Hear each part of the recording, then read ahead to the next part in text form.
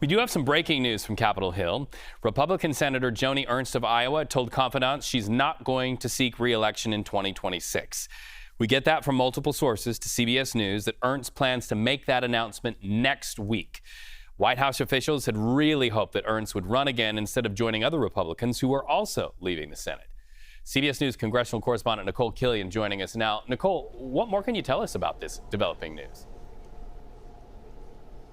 Well, obviously, this was an announcement that we were anticipating, although we didn't know which way the Iowa senator was going to go. But look, as we get further and closer to the midterms next year, we have already seen a number of senators either announce their reelection or that they are stepping down. So all eyes had been on Iowa Senator Joni Ernst for some time now. But now we have confirmed, according to our Jennifer Jacobs, that she does intend not to seek reelection, that this will be her last term, and she will make that announcement official at some point next week, we believe next Thursday. So again, this leaves yet another open vacancy that Senate Republicans will have to fill, since there are a number of Democratic candidates who have already announced in this contest, but it just once again kind of opens up the map potentially for either side.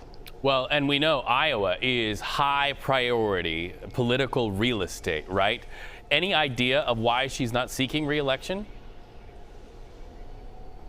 Well, sources tell our Jennifer Jacobs that, the senator had only really intended to serve out 2 terms, that she may have some interest in going to the private sector, and she overall feels that she was able to accomplish what she needed to. But certainly there was a little bit of pressure. She got some backlash just a few months ago when she had a town hall where she said, well, we're all going to die, when a constituent asked her about Medicaid cuts. And that really opened the floodgates on the Democratic side, where we saw a number of candidates announced after that seeking to challenge her. So obviously the dynamics of this race will now be different. At the time, the senator told me that she is very compassionate, that you have to look at her full remarks from that town hall, but still it was something that many on the other side of the aisle seized on.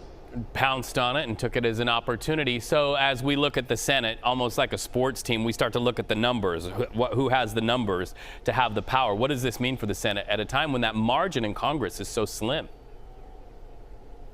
Well, it is. I think Senate Republicans feel pretty confident that they could hold on to the seat. And even Senator Ernst herself indicated a few weeks ago that she believes that Iowa will remain red. But look, it does potentially present an opportunity for Democrats who really need to be able to flip more seats in order to regain control of the Senate. Right now, the Senate map doesn't necessarily work in their favor.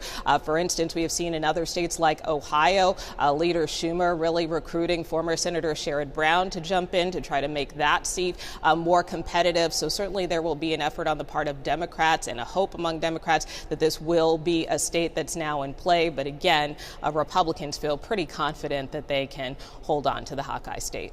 CBS News congressional correspondent Nikole Killion, when news breaks, you are so fast to get in front of that camera. We appreciate the opportunity to talk to you today. You have a great weekend, my friend.